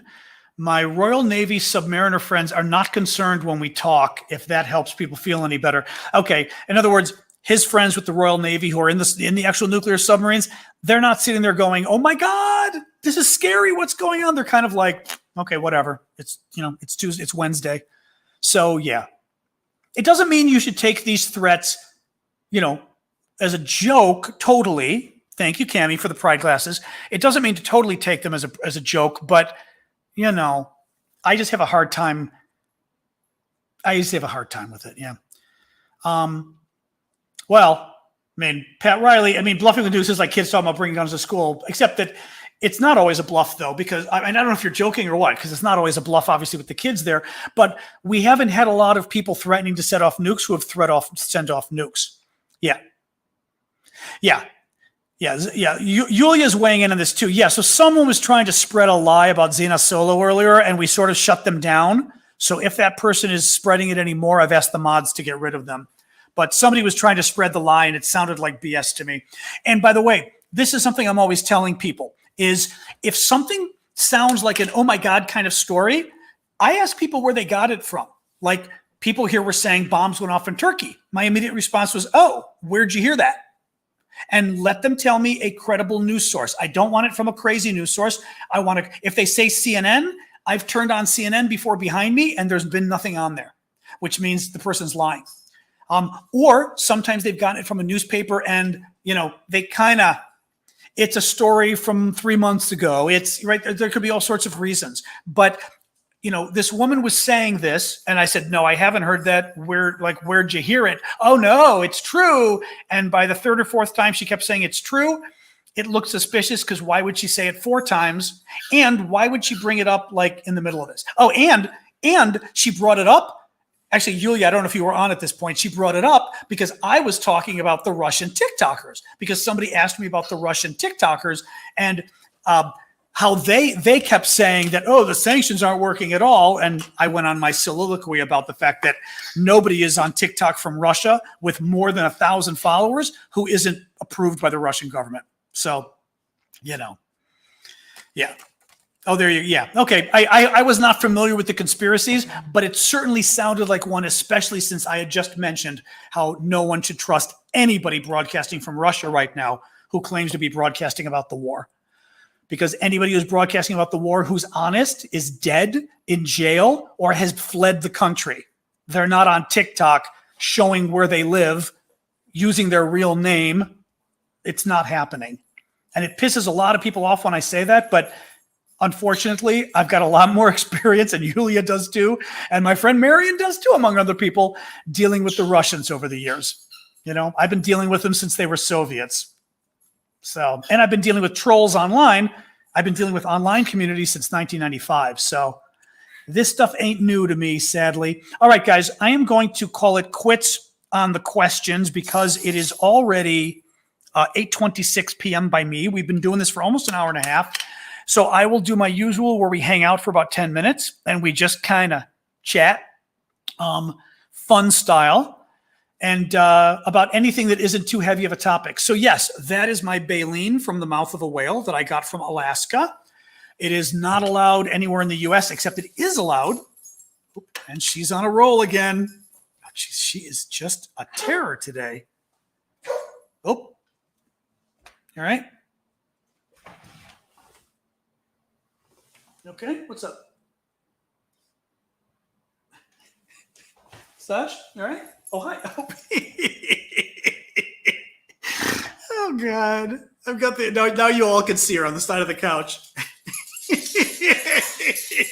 Oh, Lord.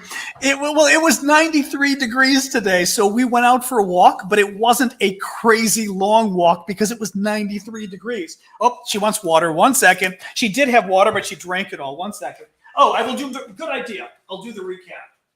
After I give Sasha water, we do a recap. Very good. Very good idea.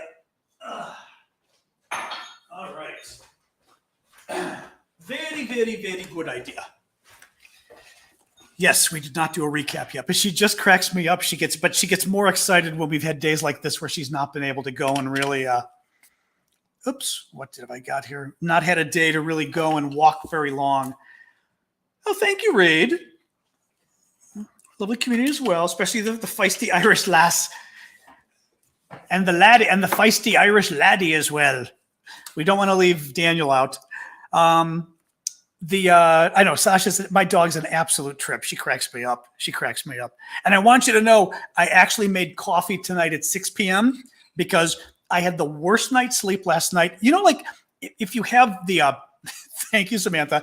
When you have like a nightmare, and I've had this nightmare before, it's got to be the Russians doing this to me, but I had a nightmare that I was being chased by Nazis, but it was a really realistic nightmare, and like they had taken over and were literally going house to house, and it was just horrific.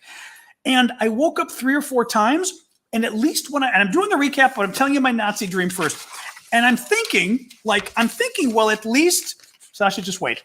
And I'm thinking, well, at least when I fall back asleep, I'll have a different dream. I fall back asleep, the NZ dream once again. I wake up, I fall back asleep, and it just keeps continuing. And I'm like, Jesus Christ. So I had the worst night's sleep. I was being chased by NZs the entire night. It involved guns and shooting and hiding. It was absolutely awful. So, all right, let me give you guys my recap. So I'll give you a little bit more of a recap on the first story because it was the big important story. The update on the war front, as people were asking for, in Severodonetsk, which, I put this up here? I did put this up there. Okay, there we go. Actually, the update, there you go, Lilia. I'm giving you the update. So the big fight going on is in Severodonetsk, which is a town in eastern Ukraine. It is the last remaining town that the Ukrainians control in the province called Luhansk, that Putin really, really, really wants to get the province so he can have bragging rights and say, see, Russians, we finally won something. Russia has been sending so many men and so much equipment into this province to try to take, or to this area, to try to take the town of Severodonetsk.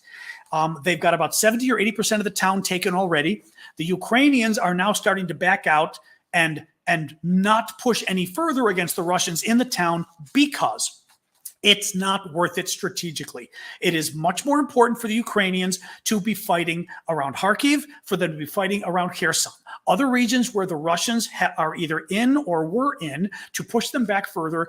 And it was their assessment and the experts that I read up on, including the Institute for the Study of War, that the Russians should not have put this kind of manpower into taking this town. It's a nice strategic town. It gives you bragging rights, but literally, Putin's doing it for bragging rights, and he is killing a lot of Russians. He's getting a lot of Russian equipment destroyed, and once he's done with this, it's not clear there's anything else he can do.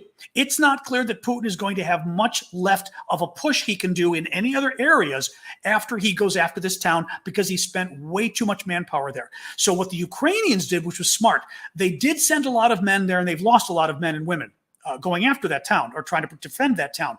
But they didn't send nearly as many as they could have, and instead they've been doing missions in Kherson that have reportedly been successful. We don't know the details of what they are, and they've been doing missions around Kharkiv, pushing the Russians back further and further. So that is my short, long update on that story, that basically you will hear in the next few days probably that town has fallen. Be aware that actually strategically it was smart of Ukraine to give it to the Russians and to be fighting elsewhere in areas that make a hell of a lot more sense in terms of Ukraine getting its territory back. The U.S. seems like it's only sending 4 of those new rocket systems that we were bragging about yesterday to Ukraine, 4 trucks of them. Each of the rocket systems comes on a vehicle, basically, 4 of the vehicles. We're hoping it's more. We're hoping these are just vehicles for training. I'm a little suspicious, but they better be giving more than 4, or else Biden is once again waffling. The UK is seeking approval to send its own rocket systems that actually were also made by the US. It needs US approval to do it. It is the larger M270 system. Chancellor Scholz of Germany says that he is sending 2 significant new pieces of military equipment to Ukraine. Nobody believes him. Turkey and Russia, according to a Ukrainian story I saw. Is it true? I don't know. I tried to Google it, couldn't find it anywhere. But the Ukrainian press is claiming that Turkey and Russia have tentatively agreed to let the grain out, that Russia is, remember, blockading the grain from coming out by sea, that Russia has agreed to let the grain out if Turkey demines the ports and the waters, if Turkey gets rid of the mines, and some weird language about Ukraine not building up its military and not attacking the Russian Navy, which I think is bullshit, because why shouldn't they attack the Russian Navy? The U.S. is selling 4 Gray Eagle drones to the Ukraine. They're big, they're badass, and they're really good drones. So this is a big deal. It has to be reviewed by Congress, but hopefully the Congress won't say anything. Hungary is blocking the new European Union sanctions. These are the sanctions that include the oil sanctions. They're upset that the sanctions sanction Patriarch Kirill, who is the head of the Russian Orthodox Church and is basically a KGB agent in bed with Putin. And of course, what a surprise, Orban in Hungary is trying to do the dirty work for the corrupt patriarch. And I say that as an Eastern Orthodox, only I can say such things. In Kherson, the Russian troops are reportedly dressing as Ukrainian troops, which is a war crime, going door to door, knocking on doors, and asking people if they've seen Russian troop movements that they can divulge. And as soon as they divulge Russian troop movements, they kidnap them and take them away. Kalush Orchestra, according to one report today, I believe this was in Euromaidan Press, but I don't know. I've not been able to find this confirmed elsewhere. But they said that the Ukrainian Twitter account of Eurovision claimed that Kalush is going to receive a new trophy because it auctioned off its old trophy. Thank you, smiling. It auctioned off its old trophy for 900,000 euros or $900,000, which would be great news. The U.S. provided offensive cyber operations to support Ukraine, it was announced, but we don't know what they were. And Iran attacked the Boston Children's Hospital with a cyber attack. The FBI knew about it and was able to, thank you, Smilings, was able to help the hospital fight it off. Oh, and the Russians are insane and put out a video that was the funniest damn thing you've ever seen. And thank you, Smilings, for the hat and the pride flag. So that's my recap. That's my recap. So we can hang out a few more minutes, and then I'm going to probably put on a pizza because I'm hungry. I had a snack before, and I was getting by on coffee, and now I'm hungry. Hungry. Actually, Harvey, let me just see. Yeah, see, so now it started up again. Once you did whatever you did, then it started giving me the updates again on who was doing the super chat. And it does it automatically. I don't even need to refresh the page is the weird part. It does it automatically once you reboot it. So maybe at the beginning of each thing, we just have to reboot the thing. Iranians are the kind of people who attack a children's hospital. Yes, that's the kind of people. Yep, he is an abomination. Yep. Yeah, the video was absolutely freaking hysterical. So yeah, the Russians did a video that I put up that was trying to show how cancel culture, and you can't cancel the Russian culture because, and they're doing like this fake French accent, like a drunk Frenchman. It was really weird. It was really weird. Oh, you said this video showing executions in Severodonetsk. I am not familiar with that. No, I've not seen that, Harvey. And I usually see those kind of things on I'm Hungry. Thank you for the dad joke, Mike. I usually see things like that. You had moussaka tonight. Nice. You know, I finally made a moussaka that had potatoes in it with the eggplant, and it was surprisingly good after a few days. I was not thrilled the first day. Thank you, Smiling, for the pride glasses. You just wait, Sash. Now she's playing. Now my dog is playing in the other room in my bedroom and upset that I'm not playing with her. So she's squeaking and going, a malcontent did? Okay, I can check over there. Oh, that's interesting. Rob Wright, who I've seen before on here, thus I trust you. Vladimir Putin has fired 5 generals and 1 police colonel, according to a report from Moscow-based media group RBC, amid the country's military failures in Ukraine. Oh, that's interesting. Well, he's got to have people to blame is the thing, you know? Sasha, what? Relax. Well, that's exactly it. Glenn Greenwald once, Laugher just said, KGB exists, led by former KGB Putin. It's just called something else. I laugh once because Glenn Greenwald, who I used to consider kind of a friend and who now reminds me of a Russian TikToker. But Glenn once went after Malcolm Nance because Malcolm had made a comment about KGB and all this stuff. And Malcolm thought he was going to like outspook Malcolm by Malcolm, who's like long-term decades of intelligence work, and said, you know, Malcolm, publicly on Twitter, don't you even know the KGB hasn't existed for 30 years? And Malcolm goes, Glenn, you do realize they changed the name of the building and that was it? He goes, they literally changed the name. Do you think they like got rid of a building and fired everybody? It was the most beautiful comeback though, because it was true. Like, because at first, you know, Glenn made his point. You go, that's true. They haven't had a KGB in 30 years. You're like, it's not like they got rid of it. You know. Anyway, anywho, I've not heard from Malcolm. There were some tweets in the last few days, I want to say, but I've nothing to. No, I don't know what sort of. I keep meaning to sort of go and look at what the latest is from him, and I don't know. Wall Street Journal for grain news. Oh, okay. I subscribe to the Journal. My glasses. I'm throwing my glasses. Hold on. Ow.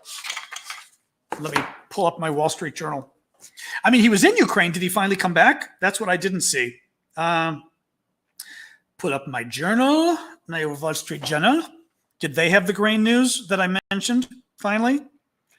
I saw Sheryl Sandberg was stepping down.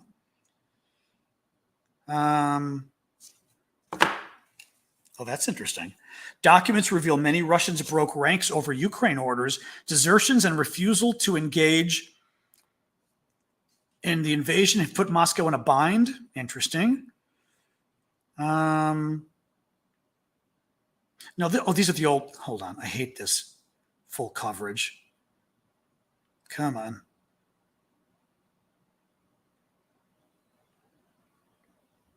Let me see here. Beep-a-dee-pa-dee. Yep, the children. Germany sending stuff. Sure they are. Hundreds of Russian soldiers have escaped the fighting in Ukraine. Oh, interesting. So documents reveal that hundreds of Russian soldiers have escaped the fighting in Ukraine or refused to take part during the early stages of the war.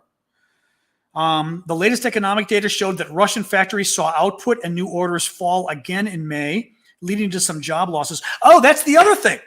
The fake Russian TikTokers were claiming that I was lying about how bad things are for Russian cinema right now. That's another example, by the way, of the economic thing. I should have thought about it when whoever asked me about how the Russian economy was doing. The head of the Russia Cinema Operators Association, TASS, Izvestia, and oh God, I'm forgetting the other one. Forgetting the other one, Interfax, I think it's called Interfax, which are three huge Russian, and I believe all of them were Soviet news outlets. All of them report that the movie industry died in Russia. 70% plus of the revenues from movies in Russia came from from Western movies. And they can't get those movies anymore because of the sanctions. The cinema, the income of the cinemas in Moscow they said from February to March, when the sanctions kicked in, dropped 50% in Moscow. They dropped 85% around the country. And the two Russian TikTokers claimed that I was lying and sicked all these people on me to claim that I was lying. And finally, I had to pull up the art, and I finally did like a series of videos on this where I even pulled up the article. I'm like, okay, Izvestia, TASS, Interfax, the head of the association. And somebody goes to me, yes, but you don't understand, John, but her personal experience is that it's not true. And I almost killed that woman. I was like, her personal experience from visiting movie theaters in 11 time zones. Russia has 10 or 11 time zones. I always forget. 11, I think, time zones, is that the movie theaters are actually operating just fine. So then she sicked people, and she did more videos on me. Then she sicked people on me to say, well, you misspoke in your first video, and that's what she was calling you out on. Honestly, it frankly reminded me of Marion, because Marion was telling me on how when she first, and I'm not telling any secrets, Marion, if you're still here, but when she was working in Russia for a year, for the U.S. government, doing a dog and pony show with USAID, I believe it was. It was really, it was very interesting, but being able to go and talk about American culture and commerce and everything, and how the Russians were sent to trip you up. And it was fascinating what she was telling me about the stuff they would say about how they were trying to trick you. And they would literally ask you about the moon or some crazy things just to trip you up. And that's what this reminded me of, was this kind of thing where it's like, oh, you misspoke. And you're like, what did I misspeak? Anyway, just all the more reason, like I've said, nobody is broadcasting in Russia. Good hair does run in my family, yes. Nobody is broadcasting in Russia about the war without the government's approval. It ain't happening, folks. It ain't happening.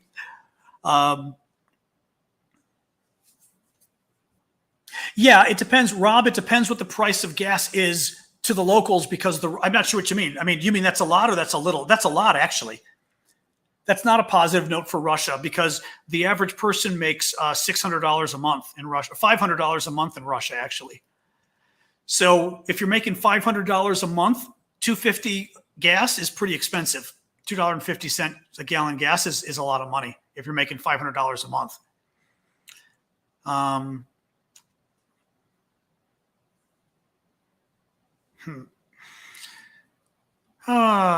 Anybody else in the middle of a thunderstorm? I am not, thank God, because my dog would be freaking out.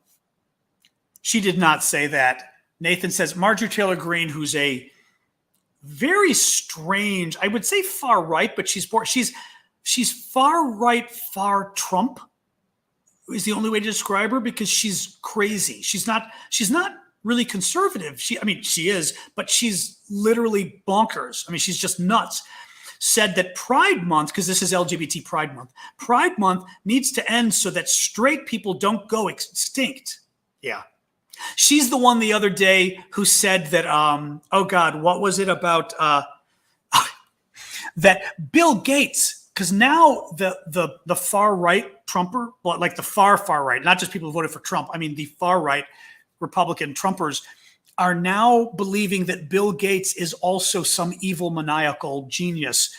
They used to just think George Soros, and the Soros thing is because he's Jewish, of course, rich Jew in financial stuff. They love that. They love going after that. But she And a lot of them are now going after Bill Gates, Microsoft, Bill Gates. I mean, Bill Gates, how other than the fact that, he cheated on his wife and stuff, but how innocuous can you get other than Bill Gates, that Bill Gates is evil? And she talked about Bill Gates and hold on, I've got this here. The problem is you may not be able to hear it well enough on here to be able to hear what she did. People are already putting it in the comments, but hang on. I've got to see if I also may have deleted the video. It's on my TikTok, of course. Oh, here she is. Yeah. I don't know that you'll be able to hear this well enough is the problem. Let me try here. I'm going to pull both mics together here. Because Bill Gates wants you to eat his fake meat that grows in a peach tree. So she's talking about Bill Gates wants you to eat his fake meat that's grown. Because Bill Gates wants you to eat his fake meat that grows in a peach tree dish. And instead of saying his fake meat that's grown in a petri dish, she says his fake meat that's grown in a peach tree, the tree of a peach fruit, pesh, a peach tree dish. The woman, and actually just to show you this is the woman. She's a blithering moron. She's an absolute blithering moron and is one of Donald Trump's, 2 or 3 biggest defenders. Dangerous, dangerous Looney Tunes. Dangerous Looney Tunes. So there's that. With a Georgia daddy who's a millionaire. Oh, you're from Georgia. Daddy's a millionaire there. I'm not surprised. A peach tree dish. I do like peaches. A peach cobbler is great. I have to make peach cobbler. Now I'm curious. Now I'm getting hungry. I have to put my pizza on. All right, guys, it's 8:45. I've been doing this for an hour and 45 minutes. I'm going to go. Tomorrow, as always, we're doing 7 p.m. Eastern. And as I said, by the weekend, I'll reevaluate how we're doing with this. We'll see which time we do. But thank you for joining us. And I am leaving you. I'm going to go make pizza. I'm hungry. Oh, Commander and Chief. Yeah, she did. She called the president the commander and chief, and it's the commander in chief. And that may be something foreigners don't know, but it's something an American member of Congress should know. Thank you, Christopher or Christoph? I've got to see what it's putting your name. Oh, Christopher. Oh, no, Christoph. Oh, no, Christopher. Christopher Austin. There you go. Thank you, guys. All right. I'm going to sign off. So 7 p.m. Eastern time tomorrow. Thank you, moderators, as always. Especially today got a little hot and heavier. And Sasha, yeah, is she still? No, I think my guess is she's probably sitting down. She's probably sitting down in my bedroom. She's taking a break right now because she's annoyed I wouldn't play with her. So, all right, guys. Oh, I've been to Russia twice. I'd go to Russia. It's I've been to the Soviet Union when it was the Soviet Union, to Moscow and Leningrad, and I also went to the Russian Far East like 2 years after the Soviet Union came down in 1993 with my friend Marion we talked about. And my claim to fame is I was the highest ranking American official to visit Petropavlovsk in Kamchatka since the Russian Revolution. That was my claim to fame. So I've been, I'd go again. It's just, the regular Russians were very nice. The country creeps me out. So, I'd go-ish. I'm just not sure I want to go back to Moscow. I'd go with Marion if she'd want to go, but I'd want to go like to smaller, interesting places. The problem is there may not be smaller, interesting places. I like Petropavlovsk, but All right, guys, let's go. As soon as you say bye-bye, so I see you guys on TikTok, I know you've caught up, and YouTubers, LinkedIn, Facebook, Twitterers, thank you. And my one guy on LinkedIn, thank you. All right, we'll see you guys. And Syndicate, thanks for hanging on. I realize it's late for you out there. All right. Bye.